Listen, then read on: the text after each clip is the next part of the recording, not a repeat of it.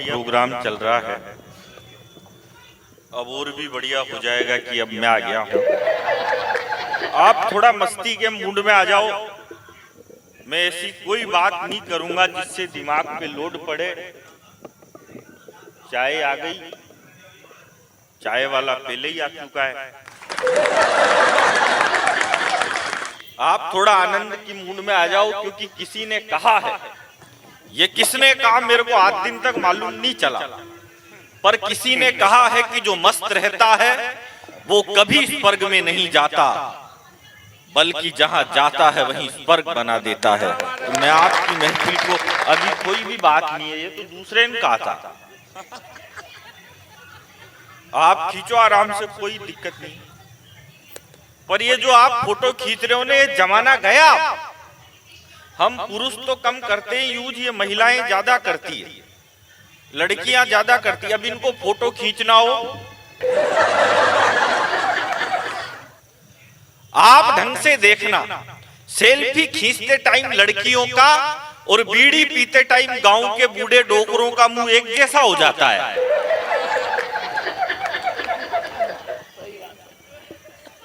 और मैं जिंदगी में सब करता हूं, लेकिन मैं बीड़ी पीने वालों का बिल्कुल भी भरोसा नहीं करता, क्योंकि वो बार बार एक ही बात कहते हैं, देख अग्नि हाथ में, झूठ ना बोल रू।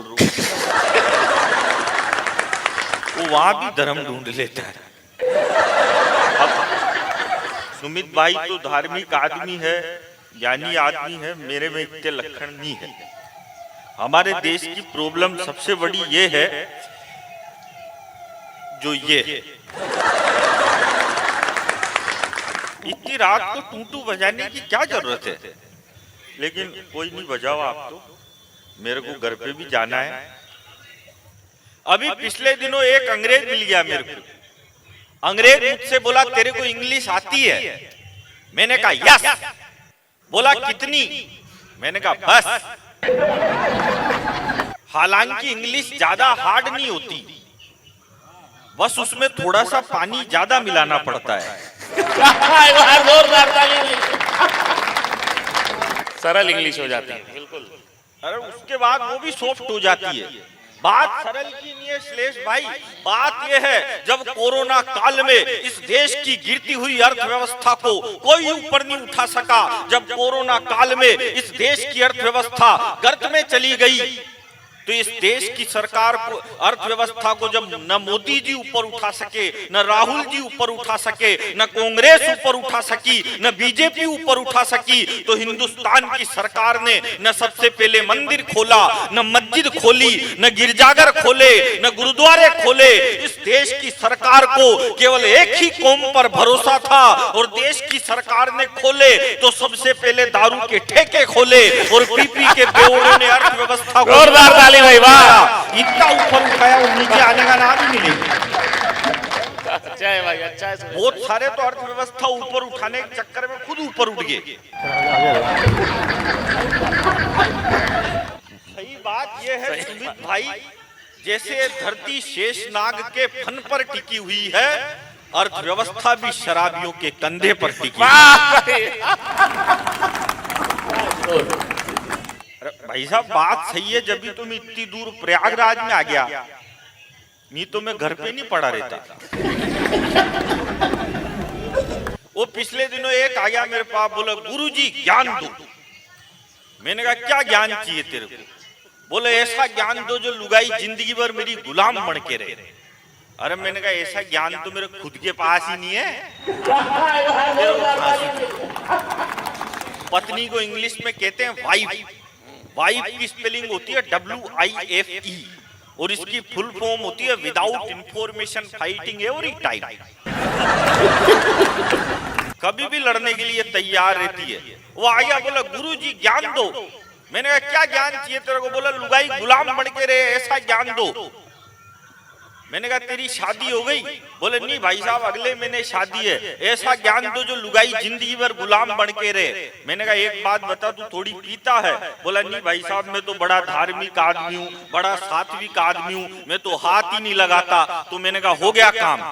बोला करना क्या है? मैंने कहा कुछ भी नहीं करना, शादी के पहले ही दिन तेरी बीवी के पास एक दारू की बोतल ले जाके रख देना। तेरी बीवी देखते ही कहेगी ये कैसा बेवड़ा पति मिल गया मेरे को, शादी के पहले ही दिन बोतल लेके आ गया। तू उसी के सामने दीवार पे फेंक के फोड़ देना और कह देना आज से तेरे प्यार में बंद। तेरी बीवी जब तेरा इतना बड़ा त्याग और बलिदान देखेगी तो जिंदगी भर तेरी गुलाम बन के रहेगी। उसने वैसा ही किया, शादी के पहले ही दिन बीवी के पास दारू की बोतल ले जाके रखी। तो उसकी बीवी देखते ही बोली ठीक है बनाओ, लेकिन मेरे पेग में सोडा मत डालना। जोरदार ताली भाई, जय भाई। और ये आदित्य भाई, ये पाकिस्तान की इतनी टेंशन मत लिया करो। हाँ, और तुम लोगी तो क्या फर्क पड़ जाएगा। जिसको लेनी चाहिए वही नहीं ले रहे आजकल। मैं पाकिस्तान की इतनी टेंशन नहीं लेता भाई साहब। मैंने तो मेरे कुत्ते का नाम पाकिस्तान धर रखा है। जब भी मन में आती है उसी के 2 लात देता हूँ, मस्त रहता हूँ। कौन टेंशन पाले। उधर पाकिस्तान कश्मीर पे हमला करता है, इधर मैं अपने कुत्ते का रावलपिंडी लाल कर देता हूँ। और अब तो हमने इतनी तरक्की कर ली, इतनी तरक्की कर ली, अब तो हमने इतनी तरक्की कर ली, अब तो हमने चांद पे तिरंगा गाड़ दिया। अब तो पाकिस्तान वाले भी फक्र से कह सकते हैं कि चांद हमारे बाप का है। हालांकि हम ऐसे मत बजाओ, हम ऐसे ही थोड़ी पहुंचे चांद पे सुमित भाई। इसके लिए हमने ट्राई किया था, इसके लिए हमने मेहनत की थी। इसके पहले भी हमने चांद पे जाने का ट्राई किया था, तो हम 2 किलोमीटर से चूक गए थे। तो ये सारे छोरे छोरी बावड़े हो गए, ये फेसबुक ट्विटर व्हाट्सएप पे लिखने लग गए, बोले हिंदुस्तान चांद पे जाने से 2 किलोमीटर से चूक गया, हमारा विक्रम चांद पे जाने से 2 किलोमीटर से चूक गया, हम चंद्रयान पे जाने से 2 किलोमीटर से चूक गए। अब मैं आपको एक बात बताऊं प्रयागराज वालों, हम 4 भाई हैं। जो मेरा सबसे बड़ा भाई है वो एमकॉम पास है और वो बेरोजगार है। जो मेरा दूसरा भाई है वो एमबीए पास है और वो भी बेरोजगार है। जो तीसरा है वो एमए है, जो कोई भी कर लेता है, वो भी बेरोजगार है। और जो चौथा है वो मैं केवल 5वीं पास हूं। और मैं हिंदुस्तान के हंसी के सबसे बड़े show the great Indian laughter challenge का विजेता हूं।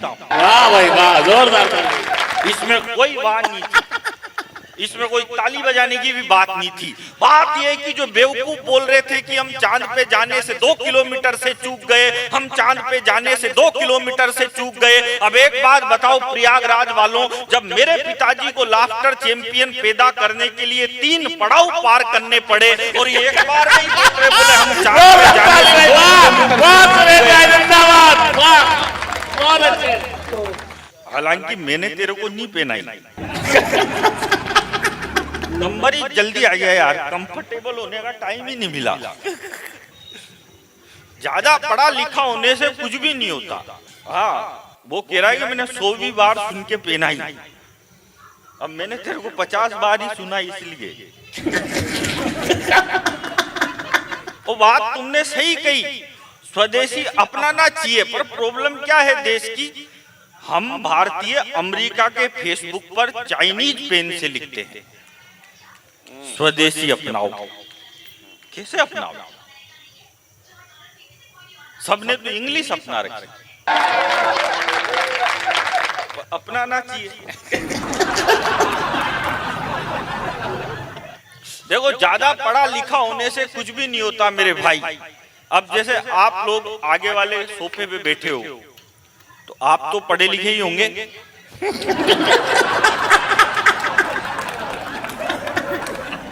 लेकिन पढ़ लिख के आप लोगों ने भी कौन सा तीर मार लिया। सुन तो 5वीं पास को ही रहे हो। वाह वाह, बहुत अच्छे। जब याकूब मेनन को फांसी हुई तो इस देश का पढ़ा लिखा मीडिया बोला रात को 3 बजे सुप्रीम कोर्ट का दरवाजा खटखटा दिया। किसने खटखटाया? इस देश के सबसे ज्यादा पढ़े लिखे 300 लोगों ने सुप्रीम कोर्ट खोल दिया, और उसमें भी सब पढ़े लिखे ही थे, उनने भी खोल दिया। याकूब मेनन को फांसी हुई तो इस देश का पढ़ा लिखा मीडिया बोला याकूब को गलत फांसी पे लटका दिया। याकूब मेनन के साथ अन्याय हुआ। याकूब मेनन जब फांसी पे लटक रहा था तो उसको अंतिम समय में उसकी 17 साल की बेटी से नहीं मिलने दिया गया। यह बहुत दुखद बात है। ये कौन बोला? ये देश का पढ़ा लिखा मीडिया बोला। फिर उसके बाद मैं बोला, मैंने कहा एक बात बताओ रे चोटों, जो आदमी 22 साल से जेल में बंद है उसके 17 साल की बेटी कौन सी वेबसाइट से डाउनलोड करते हो यार?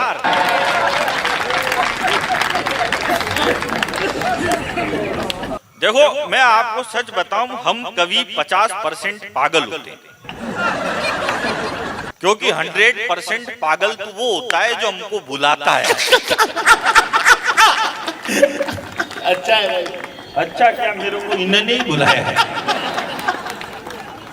और इनको किसने बुलाया? इनको इन्होंने खुद नहीं बुलाया है। मेयर साहब बैठे?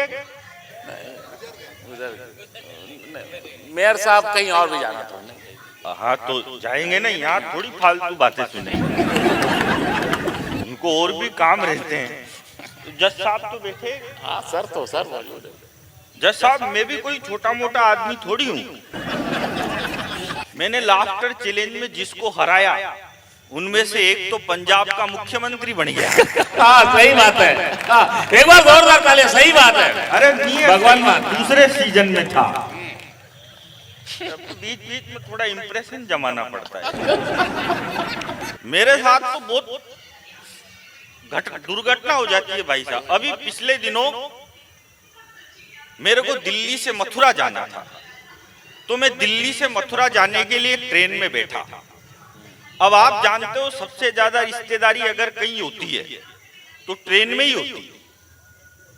अब मैं जैसे ही ट्रेन में बैठा तो वो सारे आगे मेरे पास, मैं थोड़ा फेमस भी हूं ना, तो वो सारे आगे मेरे पास बोला भाई साहब कहाँ जा रहे हो? मैंने कहा मथुरा जा रहा हूँ भगवान बाके बिहारी जी के दर्शन करने के लिए।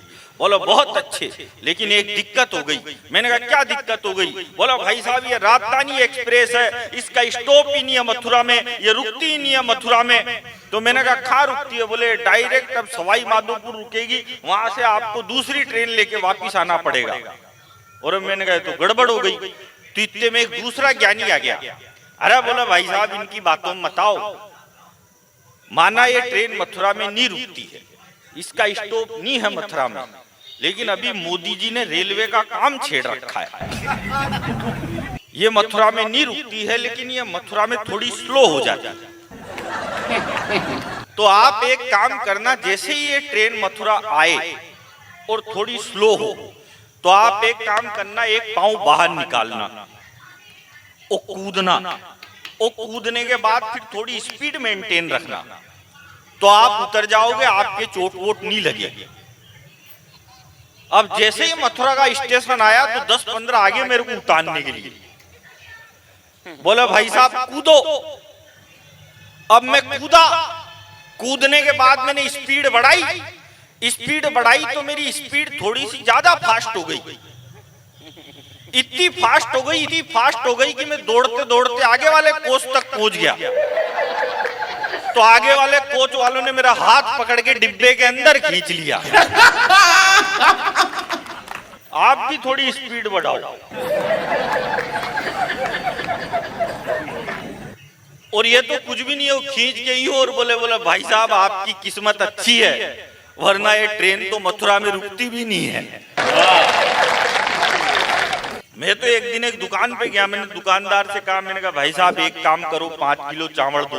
बोला किसमें लेके जाएगा? मैंने कहा थैला लेके आया हूँ, इसमें लेके जाऊंगा। उसने 5 किलो चावल थैले में डाल दिए। मैंने कहा एक काम कर 5 किलो गेहूं भी दे। वो बोला ये किसमें लेके जाएगा? मैंने कहा इसी में मिक्स कर दे, मेरी लुगाई फ्री है, भिड़ती रहेगी, तेरे को किस बात की टेंशन है?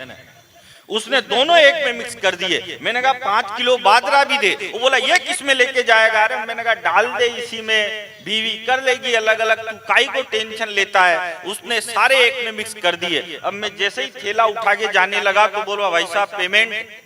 मैंने कहा पेमेंट अगले साल। बोला मैं उधारी में धंधा ही नहीं करता। मैंने कहा नहीं करता तो तेरा माल वापिस पकड़, मेरे को काई बात की टेंशन है। अच्छा है कि लड़के टेटू पर टेटू गुदवा रहे हैं, लड़कियां झुमके पर झुमके लगा रही है, और जिनको झांसी की तलवार उठानी थी वो रील्स पर ठुमके लगा रही है। बहुत अच्छे भाई, वाह बहुत अच्छे। होली पर पानी मत बहाओ, दिवाली पर पटाखे मत चलाओ। वो इजराइल इतना सा देश है, इतना सा तो नहीं, थोड़ा ज्यादा बड़ा है पर यूं छोटा सा है।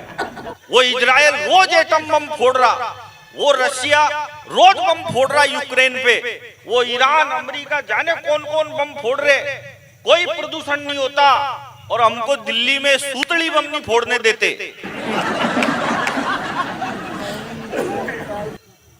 एक बार एक बस में 5000 नेता बैठ के जा रहे थे। 5000? तो आपको क्या प्रॉब्लम है, मैं कितने ही बिठाऊं? तुमने मेयर साहब को भेज दिया, ऐसे मैं भी भेज दूं क्या? इसमें क्या है, जितने ज्यादा बिठाओगे फायदा आपका ही है। मैं तो उसकी बस की ट्रेन बना के ले जाऊं। ये मेरे से क्या है, कभी कभी दिक्कत हो जाती है।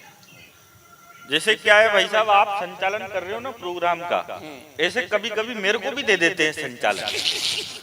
अब मेरे में लक्षण तो है ही नहीं, तो एक बार मेरे को ऐसे दे दिया संचालन। तो एक बहुत बड़ा कवि था, अरुण जी से भी बड़ा, खा गए अरुण जी और वो वहीं गए जहाँ 2 बार मैं जाके आ गया। इनसे भी बड़ा था। तुमने मेरे को बोल दिया, बोले यार मैं अमेरिका, न्यूजीलैंड, हॉलैंड, पोलैंड इधर उधर गया हूँ प्रोग्रामों में, तो तू थोड़ा माइक पे से बोल देना तो मेरी झांकी जम जाएगी, बढ़िया हो जाएगा काम। तो मैंने माइक पे जमा दी। मैंने कहा भाई साहब इतने बड़े कवि, भाई साहब इतने बड़े कवि, भाई साहब ने 65,000 देशों की यात्रा करी। फिर मेरे को बाद में मालूम चला रही इतने तो देश ही नहीं होते, थोड़ी ज्यादा खिसक गई अपन से। तो ज्यादा नहीं खिसकानी चाहिए। क्या मतलब फालतू नेताओं के खिलाफ बोल रहा है, और सबके खिलाफ बोलो, राहुल जी के खिलाफ बिल्कुल मत बोलो, क्योंकि राहुल जी हम हास्य कवियों के कुल देवता है।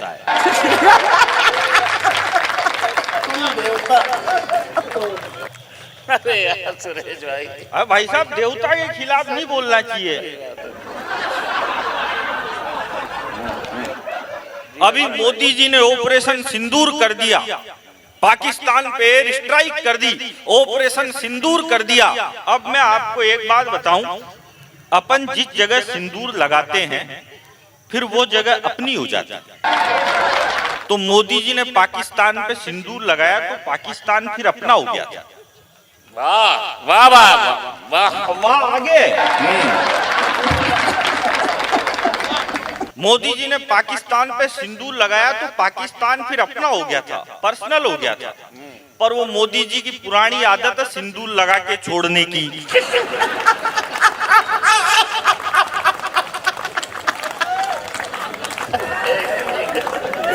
क्या बात है। एक बार जिसको पकड़ लो नहीं छोड़ना चाहिए। अच्छा, हमारे देश के पहले प्रधानमंत्री थे नेहरू जी।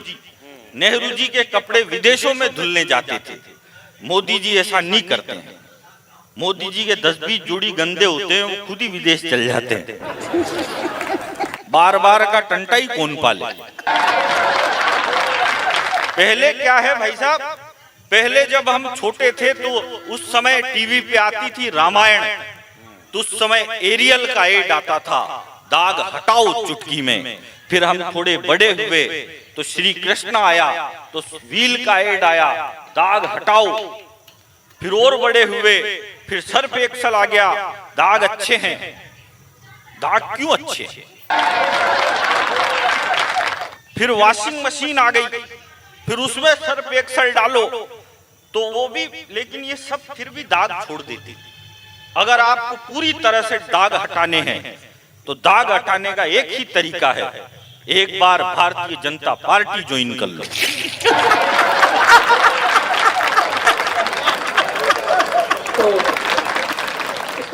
दाग ऐसे हटेंगे जैसे गधे के सर पे से सींग गायब हो गए। ये कांग्रेस वाले कहते थे, ये बीजेपी वाले कहते थे हम कांग्रेस मुक्त देश चाहते हैं, हम कांग्रेस मुक्त देश चाहते हैं। देश कांग्रेस मुक्त होगा नहीं होगा ये नहीं मालूम मेरे को, लेकिन ये बीजेपी जरूर कांग्रेस युक्त हो चुकी। 60% से ज्यादा तो कांग्रेस ही बीजेपी में घुस गए। ऐसे ही चलता रहा तो एक दिन राहुल गांधी भी बीजेपी का टिकट लेके देश का प्रधानमंत्री जरूर बनेगा। अच्छा यार, वाह वाह। जो भगवान राम का अपमान करते थे वो आज बीजेपी की पार्टी में चले गए, और जो 40 साल से, और इस बात पर सबकी तालियां चाहता हूं मैं, जो भगवान राम का अपमान करते थे वो भारतीय जनता पार्टी में शामिल हो गए, और जो 40 साल से किसी मठ मंदिर में बैठकर गा रहा था नमस्ते सदा वत्सले मातृभूमि, वो आज भी वहीं खड़ा है।